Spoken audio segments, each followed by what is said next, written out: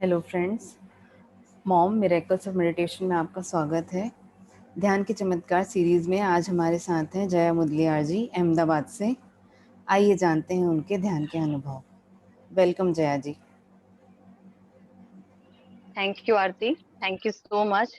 तुमने मुझे ये प्लेटफॉर्म पे मौका दिया बोलने के लिए। मेरा नाम जया मुदलियार है और मैं अहमदाबाद से हूँ। और मैं पिछले 2 साल से मेडिटेशन करती हूँ। मैं आज बताना चाहूंगी कि ध्यान के पहले मेरी जर्नी कैसी थी और ध्यान के बाद मेरी जर्नी कैसी रही। ध्यान के पहले मैं जिस तरह से पली बड़ी थी, मेरा बचपन बहुत ही अच्छा था मेरे पेरेंट्स के साथ। जिस तरह से मैं पली बड़ी थी, बहुत काफ़ी अटैच थी मेरे पापा के साथ। तो मेरे पापा जब भी जहाँ जाते थे, ले जाते थे, वो सारा ज्ञान देते थे, मंदिर में ले जाते थे, सभी कुछ मेरे पापा से मैंने काफ़ी कुछ ज्ञान अर्पित किया है। फिर जैसे मेरी शादी हुई, उसके बाद जो रिस्पॉन्सिबिलिटी जिस तरह से बढ़ जाती है, लेकिन पहले से मेरे पापा के साथ अटैच होने की वजह से मैं भगवान में बहुत मानती थी। जैसे कि उपवास करना, पूजा करना, मतलब वीक में 5 दिन तो मेरा उपवास ही होता था। इस तरह से मैं उपवास में ज़्यादा मानती थी, भगवान की पूजा, सभी को पूजा करती थी। तो धीरे-धीरे मेरी लाइफ चेंज होने लगी क्योंकि मेरे घर पे मेरे एंजेल्स, जब मेरी बेटी बॉर्न हुई, उसके बाद मेरी लाइफ काफ़ी चेंज हो चुकी थी। हैप्पीनेस, पूरा परिवार बहुत अच्छा था। फिर इसके बाद मैंने अपनी लाइफ़स्टाइल में काफ़ी कुछ स्ट्रगल भी किए हैं when I am enter into the my office work. Office में जब मैं एंटर होती, जब मेरा जॉब प्रोफेशन स्टार्ट हुआ, तो मैं बैलेंस नहीं कर पाई। जैसे कि मेरे बच्चे भी सँभालना और प्लस घर को भी सँभालना, इवन ऑफिस भी सँभालना। तो धीरे-धीरे मैं डिस्ट्रैक्ट होने लगी, मतलब टेंशन होने लगा, डिप्रेशन होने लगा, बैलेंस नहीं कर पाई। तो मैं वो पाथ को ढूँढने लगी। जैसे कि मैं पूजा करती थी तो मेरे को फीलिंग आती थी कि कुछ कमी है। जैसे कि वो फ़ील होता था मुझे कि मैं क्या करूँ? मैं कुछ फाइंड आउट कर रही हूँ। फिर मैंने सर्च करना शुरू किया। जैसे कि मैं ब्रह्म कुमारीज़ गई थी, उनके 1 वीक का राजयोग मैंने किया। उसके बाद मैं श्री रविशंकर जी के वहाँ पे भी गई थी। काफ़ी कुछ मैंने ऐसे ढूँढना शुरू किया कि कुछ मेरी लाइफ़ में कमी है। फिर मेरी सेकंड चाइल्ड जब हुई थी, तब ऐसा था कि उसको थोड़ा डिज़ीज़ था पैरों का। तो और मुझे टेंशन होने लगा क्योंकि डॉक्टर ने ऐसा बोला वो चल नहीं पाएगी, ऐसे सब वो बोलने लगे। तो मुझे और टेंशन होने लगा, अब मैं क्या करूँ ऐसे? तो और मेरी पूजा का महत्व ज़्यादा बढ़ने लगा। फिर धीरे-धीरे लेकिन मुझे वो सैटिस्फैक्शन नहीं मिलता था। पूजा करती थी क्योंकि एक साइड मेरी बच्ची का वो डिज़ीज़ था, एक साइड ऑफ़िस, एक साइड फैमिली, सभी कुछ मैं बैलेंस नहीं कर पाती थी। तो टेंशन, नींद नहीं आ रहा था। इवन मेरे को अच्छी तरह से याद है, जब मेरी बच्ची हुई थी सेकंड चाइल्ड, उसके बाद उसकी ट्रीटमेंट में इतना कुछ मैं कर पा रही थी, लेकिन इतनी पागलों की तरह मेरा स्टक हो गया था लाइफ़ कि नींद नहीं आती थी। मुझे नींद का प्रॉब्लम शुरू हो गया था। तो 2-2 महीने, 3-3 महीने मैं सो नहीं पाती थी।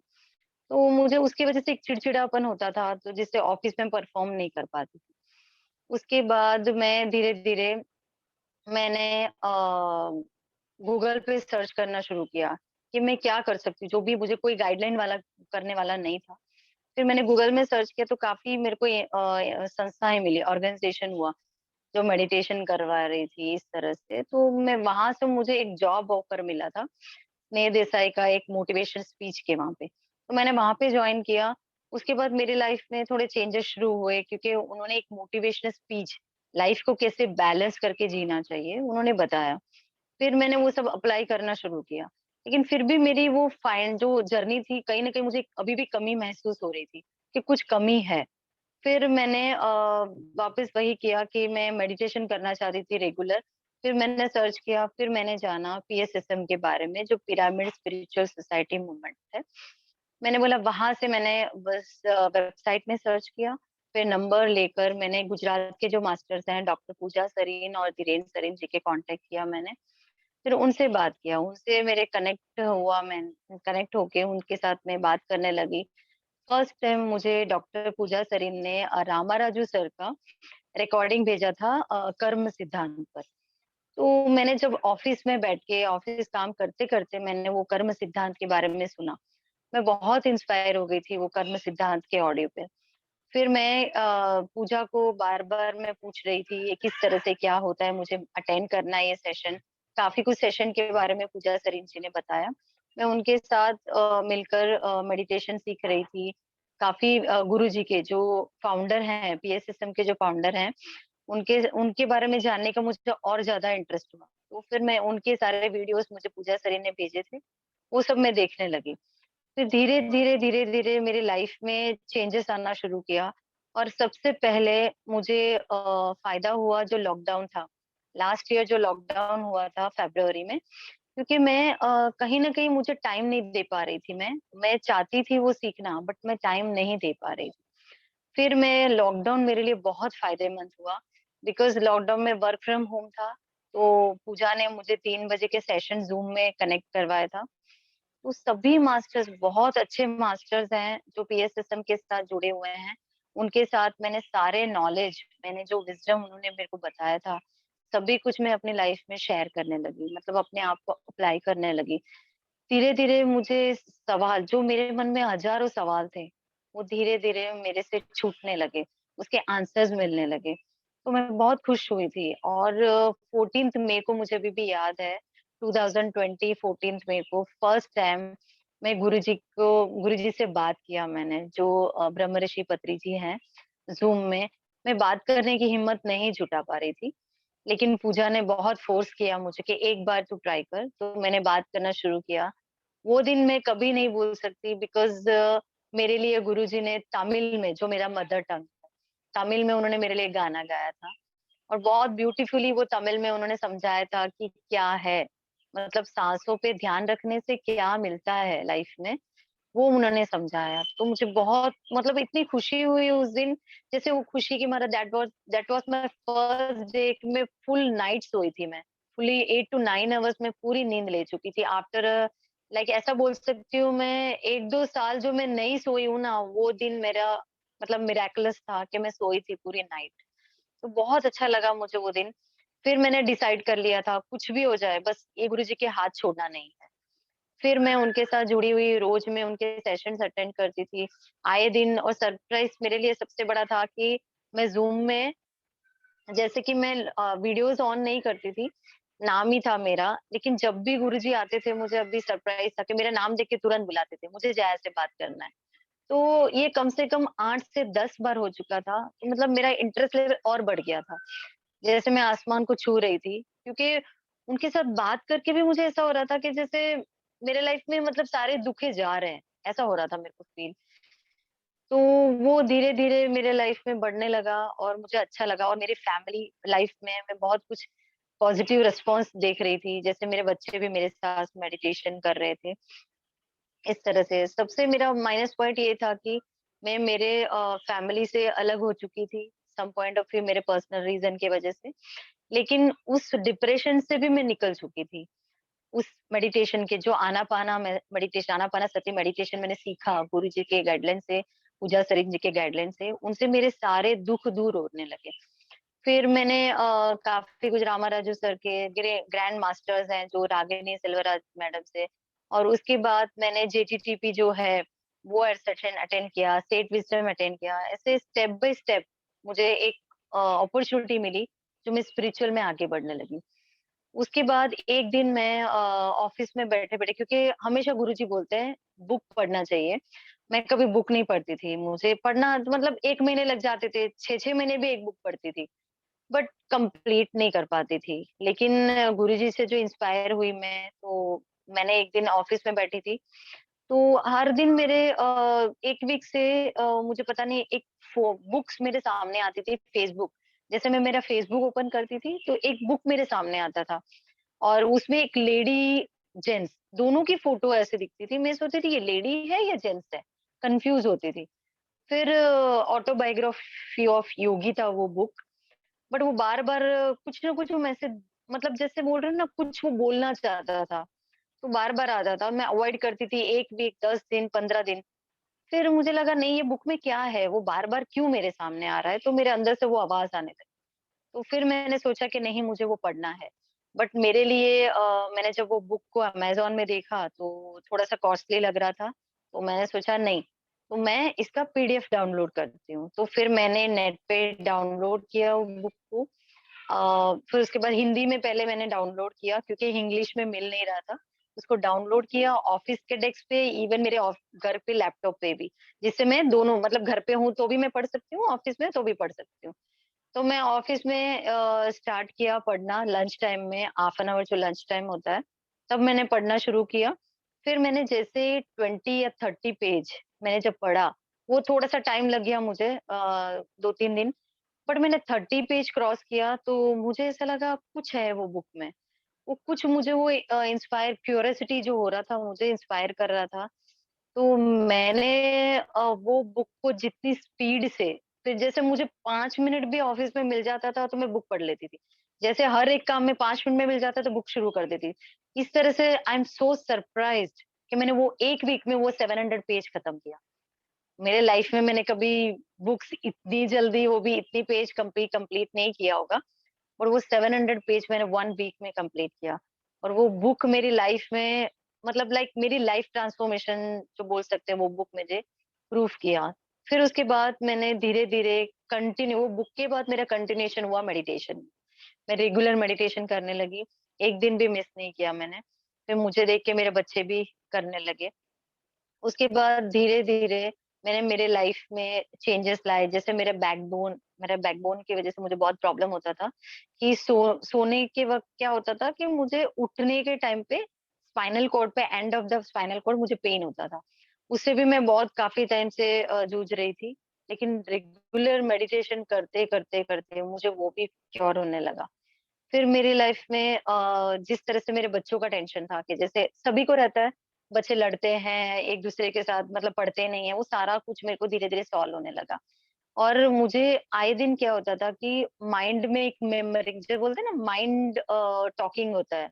मतलब मन में ही बातें करते रहना, मन में ही बातें करते रहना, जो भी होता है मन में बातें करते उसकी वजह से मर्मरिंग होता था मुझे। तो जेटीटीपी में मुझे उसका गाइडलाइंस मिला क्योंकि उसकी वजह से क्या होता था ना तो एक चीज़ पे मुझे फोकस नहीं होता था कभी। तो विजय लक्ष्मी मैडम करके ग्रैंड मास्टर्स हैं, उन्होंने मुझे गाइडलाइन किया कि आप एक बार उसको मर्मरिंग को स्टॉप करो और ग्राउंडिंग करो।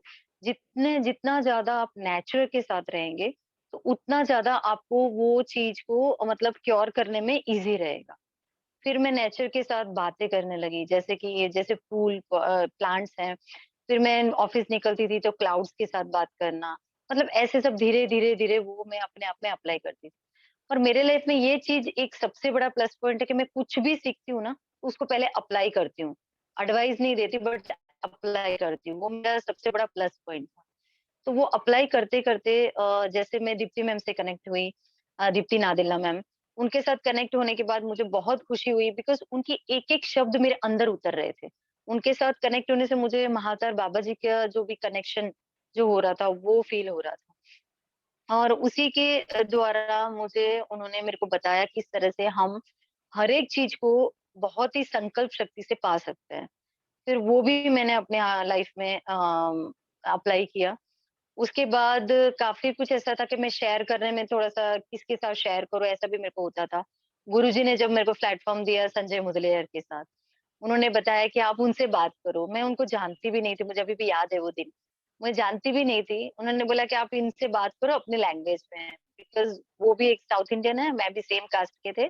तो उन्होंने बोला कि आप बात करो। तो मैंने उनसे बात किया तो उनके साथ एक कनेक्शन मेरे को अच्छी तरह से याद है कि कुछ एक था, वो एक तार था, जैसे बोलते हैं ना वो एक जोड़ने के लिए वो कनेक्ट कर रहा था कि उनके साथ कुछ तो रिलेशन है काफ़ी साल से, जो उनके साथ कनेक्ट करने में मुझे अच्छा लग रहा था। उनके साथ मेरी बात चल रही थी। फिर उनके साथ मेरी रेगुलर बात करने से मेरे भी काफ़ी कुछ कन्फ्यूज़न या डाउट क्लियर होते थे स्पिरिचुअल में। फिर वही सेम चीज़ ये सभी कुछ करते-करते मेरे सामने बुद्ध के बारे में आया। जैसे गुरुजी ने बताया तो बुद्ध का सीरियल देखने लगी मैं, एपिसोड्स। तो लॉकडाउन पीरियड में जब मैं वो देख रही थी, तो दिन-ब-दिन वो सब कुछ मैं अपने आप में जैसे अप्लाई कर रही थी। वो मानसून का टाइम था लास्ट ईयर। मानसून के टाइम में बुद्ध का एक मैं बताना चाहूँगी इंसिडेंट। उन्होंने जब एक हट में जाते हैं, तो वहाँ पे एक साँप होता है। तो वो एक अच्छे से उनको बताते हैं कि उसको बैठते हैं मेडिटेशन में उनको बताते हैं, सभी को डेथ का डर रहता है। तो उन्होंने इतने प्यार से उनको बताया कि वो भी एक आत्मा है। जैसे मैं भी समझ पाई मेडिटेशन की तरह हम आत्मा हैं, बॉडी नहीं है। तब उन्होंने मेडिटेशन में वो स्नेक को बताया कि आपके लिए ये जगह सेफ नहीं है। आप अपने जंगल में जाइए, यहाँ पे सभी को डेथ का डर है। उन्होंने मेडिटेशन में जिस तरह से उनको प्यार से रिक्वेस्ट किया तो वो चले गए। तो इतना इंस्पायर हुई और मैं जिस घर पे रहती थी, वहाँ पे आंट था, बहुत सारे आंट और मेरे बच्चे बहुत डरते थे आंट से। तो मैंने एक दिन ऐसा किया कि सेम मैंने उनको मेडिटेशन में बुलाया और मैंने रिक्वेस्ट किया कि मेरे बच्चे आपसे डरते हैं और यहाँ पे सेफ नहीं है, तो आप अपनी जगह प्लीज़ यहाँ से चले जाएँ, अपनी और कोई जगह ढूँढ लें। तो आई एम सो सरप्राइज़्ड कि नेक्स्ट डे वहाँ पे कोई एक भी आंट नहीं था। तो मैंने बोला ये हो सकता है, तो तब से मैं कुछ भी हो ना रिसर्च जैसे बोलते हैं ना एक्सपेरिमेंट करना, वो आदत हमेशा है हर चीज में। मैं इतनी जल्दी ब्लाइंडली विश्वास नहीं करती, तो एक्सपेरिमेंट करने लगी। तो मुझे बहुत अच्छा लगा कि ऐसा भी होता है।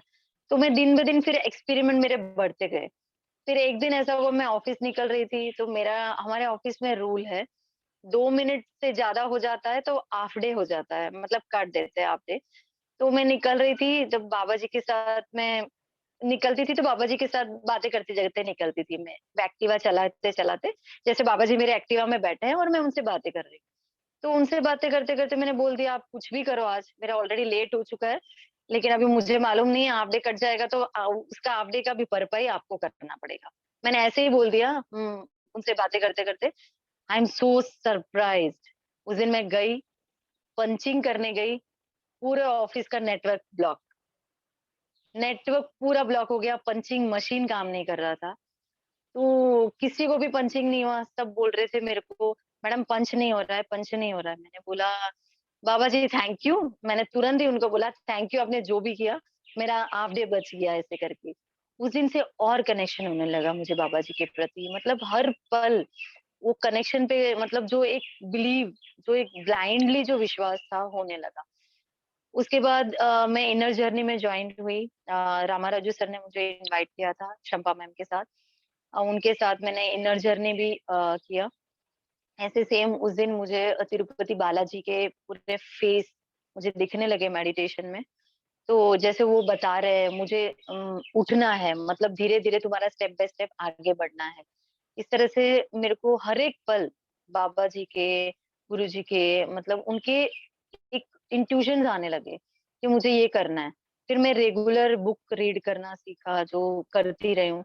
अभी ऐसा हो गया है कि एक बुक मैं जैसे पढ़ना शुरू करती हूँ, कंप्लीट करने के 2-3 पेज होते हैं, तो तुरंत ही मेरा नेक्स्ट डे बुक के लिए मेरे को इंट्यूशंस आ जाते हैं कि इसके बाद तुम्हें ये बुक पढ़ना है। तो वो मुझे काफ़ी हद तक इंस्पायर हुआ कि हम जैसे यूनिवर्स से कनेक्ट होते हैं, तो किस तरह से यूनिवर्स हमें साथ देता है, किस तरह से हमारा मतलब आगे की जर्नी की मदद करता है। तो इसी तरह से अभी आत्मा की यात्रा में पढ़ रही हूँ रिसेंटली। जैसे आप लोगों का भी आई थिंक एमओए में चल रहा है। तो जैसे वो पढ़ रही थी, मुझे याद है 3rd के 4th चैप्टर मैं पढ़ रही थी। सेम थिंग, लास्ट 1 वीक से वर्क फ्रॉम होम था, तो मैं पढ़ नहीं पा रही थी। फिर जैसे ऑफिस अभी 2-3 दिन पहले ऑफिस शुरू हुआ, तो थक गई थी, तो आके जैसे मेरे बच्चों को बोल दिया, "आप खाना खा लो, मेरे को बहुत नींद आ रही है आज।" तो मैंने 4-5 पेज पढ़ा होगा, फिर मैं सो गई। सोई मुझे अच्छी तरह से याद है, पूरा मैं वो नींद में एस्ट्रल ट्रैवल किया। इतने अच्छी तरह से वो फ़ील कर पाई, नो डाउट कि अगले दिन मुझे कुछ भी याद नहीं था कि मैंने क्या किया, लेकिन मैं पूरी तरह से महसूस कर रही थी। तो मुझे कहीं न कहीं ये लग रहा था कि हमको ये बुक्स रीड करने से कितना कुछ नॉलेज मिलता है, कितना कुछ हम एक्सपीरियंस कर पाते हैं। फिर ऐसे ही मैं काफ़ी कुछ जैसे मास्टर्स की सुनती हूँ, जैसे कर्मा, हमेशा मेरे कर्मा के ऊपर बहुत ज़्यादा इंटरेस्ट रहा है कि वो सीखने का इंटरेस्ट। तो ये अयप्पा पिंडी करके हैं, जो गुरु मतलब मास्टर्स हैं, उनके भी काफ़ी कुछ मैं सुनती हूँ। मेरा दूसरा एक्सपीरियंस मैं बताना चाहूँगी करताल का, जो हैदराबाद गई थी, जो 10 दिन का। That was my awesome experience, क्योंकि गुरुजी को मैं फर्स्ट टाइम वहाँ पे मिली थी। मैं गई थी करताल जिस दिन फर्स्ट डे, तब ऐसा हुआ कि फर्स्ट डे तो एक्साइटेड थी, जैसे हम लोग गाड़ी में से उतरे, तो पहले तो भूख लगी थी, लेकिन वो एक्साइटमेंट उससे ऊपर था कि गुरुजी से पहले मिले। तो हम लोग सीए नहाए-धोए बिना ही हम लोग चले गए खाना खाने के लिए कि वहाँ पर हैं गुरुजी, पता चला वहाँ पर है गुरुजी। तो हम लोग ऐसे बैग-वैग रख दिया एक साइड, हम लोग चले गए वहाँ पे। तो जाके मैं दूर से देख रही थी गुरुजी को, तभी वो आ रहे थे। तो मैंने बोला अभी कैसे फेस करूँगी? पहले तो मेरे मन में थोड़ा-सा अंदर से एक ऐसे चुलबुली बोलते हैं ना, लाइक एक तरह का नर्वसनेस हो रहा था। मैंने बोला कैसे फेस करूँगी? क्या बात करूँगी? कुछ समझ नहीं आ रहा था मुझे। फिर मैं गई, मुझे दूर से देखा, फिज़िद्दे गुरुजी मेरे सामने आए। पहले तो मैं खुशी के अब बोल नहीं सकती, अभी भी मेरे फेस पे आप देख पा रहे हैं कि वो खुशी का दिन था मेरे लिए। वो आके तुरंत ही मेरे को गले लगा लिया ऐसे, एकदम टाइटली हग किया, "आ गए मुझे देखने?" ऐसे करके बोल दिया। फिर मेरा हाथ एकदम से पकड़ा, बोले कि आज पूरे दिन तू मेरे साथ रहेगी। मुझे आँख में से आँसू भी आ रहे थे खुशी के मारे। मैं उनको पकड़ के मुझे ले गए खींच के, क्योंकि मैं नहाई-धोई नहीं थी, मुझे लगा थोड़ा-सा फ़ील भी हो रहा था। पकड़ के ले गए, वो कुर्सी में बैठे और मेरे को खु किसी को बोला कुर्सी लेकर आओ। तो हमारे 2-3 मास्टर्स हैं अहमदाबाद के मेरे साथ आए थे। वो सभी बैठे और मेरे को बाजू में ही बिठाया। गुरुजी ने बोला तुम मेरे बाजू में बैठो। तो मैं बैठी। मेरे अंदर चल रहा था, यार एक तो मैं नहाई-धोई नहीं हूँ और गुरुजी ने मेरे को बिठा दिया। पहले तो मेरे को ये कि क्या बात करूँ, वो ऐसा हो रहा था। फिर मुझे लगा मुझे पिरामिड भी देखना है, क्योंकि आते-आते मैंने इतना सब कुछ सुना है करताल के पिरामिड के बारे में। मुझे वो अंदर से हो रहा था, यार मुझे करताल का पिरामिड देखना है। तो विदिन अ मिलीसेकंड गुरुजी बोले तुझे पिरामिड देखना है? चल मैं ले जाता हूँ। अभी नहाने-धोने की ज़रूरत नहीं है। पहले जाते हैं पिरामिड।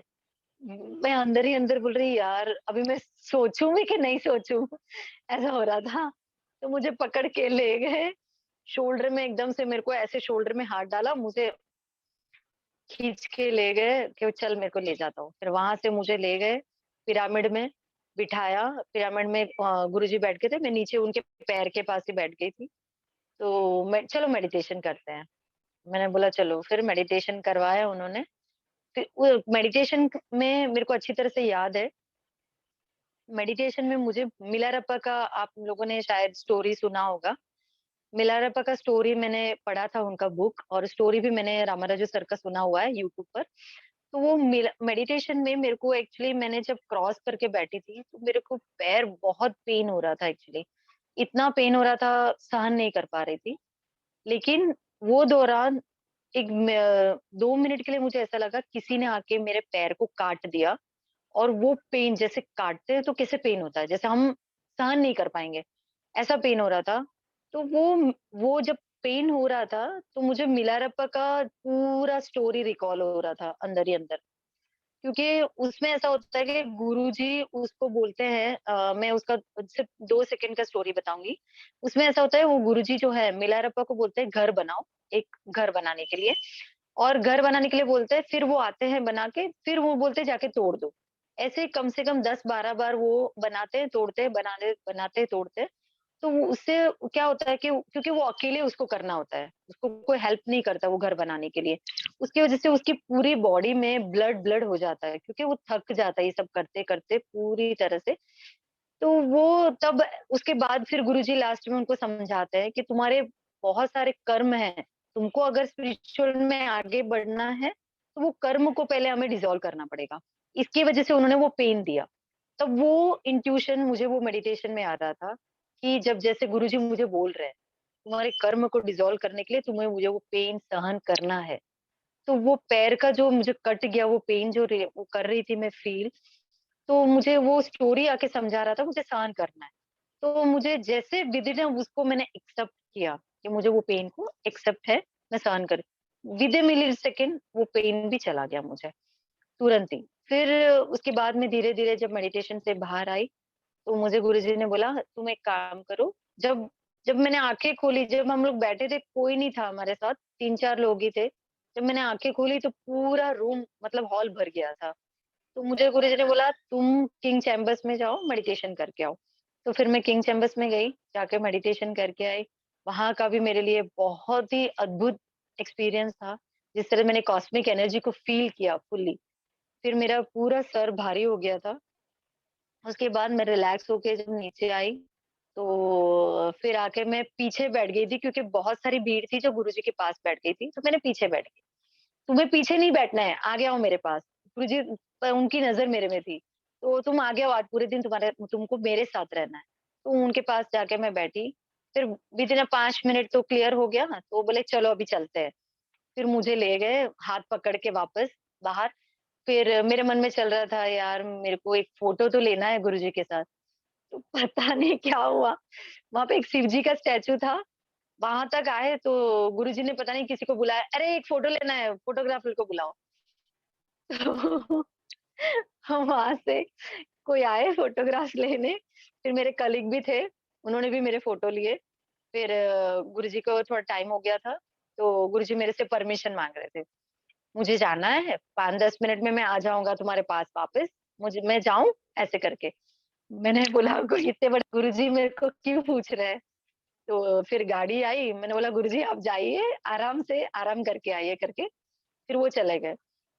उसके बाद वो पूरे दिन वो जो इंसिडेंट मेरे जो अंदर हो रहा था, मुझे कुछ समझ में नहीं आ रहा था कि मतलब कोई थॉट ही नहीं था, मेरे माइंड में कोई थॉट नहीं था। उसके बाद जाके हम लोग फ्रेश होके उसके बाद रेडी होके जब खाना खाने के लिए लंच के लिए गए, सेम थिंग मैं तो सोचा कि शायद गुरुजी भूल गए होंगे। लंच टाइम में भी मेरे को देखा, तुमको मेरे साथ रहना है फिर बुलाया, फिर मेरे पास बिठाया, फिर बोला कि चलो खाना खाते हैं करके, फिर ले गए उन्होंने खुद परोसा खाना फर्स्ट डे, तो मैं खा नहीं पाई क्योंकि ऑलरेडी मेरे अंदर वो खुशी भर गई थी, मैं खा ही नहीं पाई। तो गुरुजी बोले नहीं थोड़ा-सा खाओ, कोई बात नहीं मुझे पता है आज तुम्हारा एक्सेस हो चुका है ऐसे करके। फिर खाना खाया, फिर मैंने देखा वहाँ पे कोई भी लोग वहाँ अच्छा है कि वहाँ पे जगह-जगह खड़े थे और देख रहे थे, कोई भी वो अन्न को वेस्ट नहीं करे इस तरह से। तो बहुत ही अच्छे से वहाँ पे उन लोगों ने अरेंजमेंट किया था। फिर उससे मैंने ये सीखा कि हमें अन्न को वेस्ट नहीं करना है। तो उस दिन से मैंने कुछ भी हो, कम खाना है बट वेस्ट नहीं करना है। और सबसे बड़ी बात की उन्होंने डिश वगैरह भी खुद धोना है, जिससे वो खुद का जो बोलते हैं ना एक ईगो, वो ईगो डिसॉल्व होता है। तो ऐसे इस तरह से मैं धीरे-धीरे सारा कुछ स्टेप बाय स्टेप सीखने लगी। और अभी 1 वीक की पहले की बात है, 1 वीक 10 दिन पहले की बात है। एक कल्याण वस्तु करके प्रोग्राम था दीप्ति मैम का, 9 डेज़ का मैं अटेंड कर रही थी। तो उनसे मैं इंस्पायर इंस्पायर इतनी हो रही थी कि लोगों के मतलब स्प्रेड करना है, जिस तरह से लोगों को सिखाना है, वो हमेशा यही बोलती है कि स्प्रेड करना है, मेडिटेशन को लोगों को लाना है। तो एक लोक कल्याण के लिए जितना आप सोचोगे ना, उतना आपके पास अपॉर्च्युनिटीज़ आएगा। उनकी ये बात मेरे अंदर घर कर गई। फिर बुद्धा सीरियल पे तो मैं बहुत इंस्पायर थी क्योंकि मैं बहुत कुछ चेंजेस मेरे बुद्धा सीरियल से लाई थी मेरे लाइफ में। तो उसके बाद क्या हो गया कि मैं जैसे वो कल्याण वस्तु प्रोग्राम खत्म हुआ, मेरे माइंड में ये था कि ये बुद्धा जो सीरियल है, लोग अगर मेरे लाइफ में मैं चेंज ला सकती हूँ, वो एक सीरियल से, तो लोग भी ला सकते हैं। तो उस दिन नाइट में मुझे अच्छी तरह से याद है वो मेरे को डेट याद नहीं है। उस दिन नाइट में यूनिवर्स को जैसे दीप्ति मैम ने बोला कि आप यूनिवर्स को एक थॉट दो, तो वो मल्टीप्लाई होके आएगा और वो मैनिफेस्ट होगा। तो मैंने क्या किया, ऐसे ही मैंने बोला चलो एक्सपेरिमेंट करते हैं, वो आदत तो गई नहीं मेरी। तो फिर मैंने क्या किया यूनिवर्स पे मैंने बोला ये बुद्धा सीरियल है, यूट्यूब में तो है, लेकिन काफ़ी लोगों को यूट्यूब के बारे में गाँव-गाँव यूट्यूब के बारे में पता नहीं होता है। तो ये टीवी पे आ जाएगा तो लोगों को बहुत ही अच्छा रहेगा। तो उस दिन रात को मैंने यूनिवर्स पे मैसेज जैसे मेरे को लगता है कि 5 से 6 बजे मैंने बोला होगा, रिक्वेस्ट किया होगा। रात को 8 बजे व्हाट्सएप में सभी के मैसेज आ रहे हैं।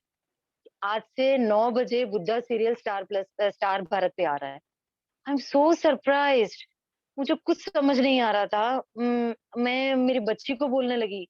मैंने बोला बेटा ये तो मैंने व्हाट्सएप खोला तुरंत ही कि आज से शुरू हो रहा है। मैंने बोला ये क्या हो रहा है? कुछ समझ नहीं आ रहा।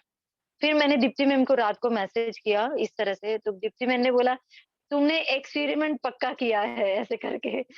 मैंने बोला मैम हाँ, नहीं अच्छी बात है कि तुमने एक्सपीरियंस किया कि तुमको रिस्पॉन्स मिला। तो मैं इतनी श्योर हो गई कि मतलब इतना मतलब एकदम सरेंडर में आ गई मैं। मतलब अब तो कुछ भी हो जाए कि जो हो रहा है अच्छे के लिए हो रहा है, वो एक्सेप्टेंस में आ गई। तो इतना अच्छा लगा मुझे, अभी मैंने 2 दिन पहले ही मेरे कलीग हैं संजय मुदलियार, उनसे भी शेयर किया था। कि 4-5 दिन पहले मैं कृष्ण जो सेलेक्टेड मास्टर्स हैं, जो कृष्ण हैं, महाअवतार बाबा जी हैं, उनसे ज़्यादा कनेक्ट हूँ मैं। तो महाभारत सीरियल आ रहा था। वो कैसा था कि 6 बजे आ रहा था शाम को। मैं रेगुलर देखती हूँ, जैसे कृष्ण देखती हूँ, राधे कृष्ण देखती हूँ, और बुद्धा देखती हूँ, महाभारत देखती हूँ। तो वो देखते-देखते कैसा हो गया कि मेरा ऑफ़िस शुरू हो गया। पहले क्या था, वर्क फ्रॉम होम था तो 6 बजे देख लेती थी। ऑफ़िस शुरू हो गया तो ऑफ़िस तो मैं आती हूँ 6:30 6:45 को ही आती हूँ। तो मैं ऑफ़िस से निकलती थी ना तो मेरा माइंड में एक स्टक हो जाता, अरे यार 6 बजे शुरू हो गया, तो मैं महाभारत नहीं देख पाती हूँ, एक तो कृष्ण की लीला नहीं देख पाती हूँ। ऐसे में मरमरिंग करने लगी अंदर, व्हीकल चलाते-चलाते। तो आप मानोगे, एक तो 2 मिनट के लिए गुस्सा भी कर दिया, ऐसे बोल दिया, "कान्हा आपको पता है मुझे पता अच्छा लगता है, फिर भी आपने 6 बजे शुरू किया तो आपको मैं कैसे देखूँगी?" मैंने ऐसे थॉट क्रिएट किया, एकदम डाँट दिया ऐसा बोल सकते हैं। तो जैसे मैं घर पे उस दिन एंटर हुई 6:45 को, मेरी बड़ी वाली बच्ची आके बोलती है, "मम्मा आज से 7 बजे है आपका महाभारत।" मैंने बोला, "यार ये क्या हो रहा है?" देन आई एम सरप्राइज्ड, इतनी खुश हो गई मैं, विदिन 20 मिनट्स फटाफट फ्रेश होके बैठ गई और देखने लगी। और जैसे उसके बाद मॉरल भी बोलते हैं महाभारत में, राधा कृष्ण में, जैसे कि जैसे वो मेरे को बोल रहे हो कि तुमने इतने प्यार से मेरे को इतने प्यार से डांटा, वो डांट डांट में भी प्यार था लाइक। तो मतलब दिन ब दिन मिराकल्स इतने होते हैं, तो इतनी कनेक्ट होती रही हूँ। आज की लाइफ आज आज मैं बोल सकती हूँ, मेरे लाइफ में कोई दुःख नहीं है, कोई टेंशन नहीं है, एकदम फ्री लाइफ है, हैप्पी लाइफ है बच्चों का। और मैं जो-जो मैं सोचती हूँ, जैसे कि एक थॉट भी क्रिएट करती हूँ, तो ऐसा लगता है नहीं, हमें हर चीज़ एक सरेंडर्स में रहना है, एक्सेप्टेंस में रहना है, तो ऑटोमैटिक यूनिवर्स हमें वो अपॉर्च्युनिटी देता जाएगा। मैं यही कहना चाहूँगी कि लाइफ में सभी को मेडिटेशन करना चाहिए और पूरी तरह से अपने यूनिवर्स पे सरेंडर्स में रहना चाहिए, क्योंकि भगवान ने हमें बनाया है, तो उन्हें पता है, क्योंकि हमसे हज़ार गुना ज़्यादा वो हमारे बारे में सोच सकते हैं। तो हमें विदाउट एक्सपेक्टेशन हर एक चीज़ को उन पर छोड़ देना है। जैसे हम छोटी-सी बात ये बताऊँ, जैसे जंगल में एक लायन होता है, उसे कौन-सा फ्यूचर प्लानिंग रहता है, उसे कौन-सी टेंशन रहती है। जैसे नेस्ट में जो ट्री में जो नेस्ट रहता है, छोटे-छोटे बर्ड्स हैं, वो रात भर सोते हैं, जब बारिश आती है, उन्हें कौन बचाता है? ये छोटी-छोटी चीज़ें भी हम सोचेंगे ना अपने लाइफ में, हम ये जान पाएँगे कि हर एक पल, हर एक मिलीसेकंड वो यूनिवर्स हमारे साथ है, वो शक्ति हमारे साथ है। तो इसी तरह से हम एक सरेंडर्स में रहें और मेडिटेशन करते रहें और बुक रीडिंग मस्ट करें, जिससे उससे आपकी अपनी जो मन में जितने भी सवाल हैं क्लियर होते जाएँगे। जैसे आपकी लाइफ में जो भी प्रॉब्लम है, किसी और के वहाँ कोई पूछने जाना हो, किसी की गाइडलाइंस हो, किसी की काउंसलिंग करने की ज़रूरत नहीं है हमें। मेडिटेशन के द्वारा वो सभी कुछ हम पा सकते हैं, जो हमें चाहिए। मैं सभी को रिक्वेस्ट करूँगी कि सभी मेडिटेशन करें और अपनी लाइफ को we can create our own life, जिस तरह से हम जी सकते हैं। Thank you, thank you, thank you. दीदी बहुत बहुत अच्छे एक्सपीरियंसेस थे, बहुत मज़ा आया सुन के आपका। एकदम जो आपने बताया थैंक कि यू। यूनिवर्स से आप जो भी मांगते थे वो आपको मिल ही जाता था, और that is the real yes, miracle actually. तो आपने वो जो यस, एक्सपेरिमेंट्स किए यस। हैं वो बहुत इंस्पायरिंग है। हम लोग ना भूल जाते हैं कई बार, या पता है, but hearing you hmm. Again फिर से वही सब मन में आया कि हाँ, एक्सपेरिमेंट्स करने चाहिए, जो चाहिए वो करना मांगो और क्योंकि आपको गुरुजी मिलेगा। बोलते हैं ना, ब्लाइंडली विश्वास ना करें। यस, यस, यस, कि थैंक कोई यू। भी चीज़ को हम कर उसमें क्या होता है ना, जब हम बोलते हैं और एक्सपेरिमेंट करते हैं, बोथ ज़्यादा डिफरेंट। एक्सपेरिमेंट करने से 100 गुना अपनी विश्वास बढ़ जाता है, जिसे हम आगे की लाइफ में हम अपने आप को यूज़ करके हम अप्लाई कर सकते हैं। Yes, thank you Aarti, thank you thank you, Sanjay ji, thank you thank you, Riya, thank you so much. Thank you Jaya ji for joining us today. It was really inspiring. Thank you dear, thank you.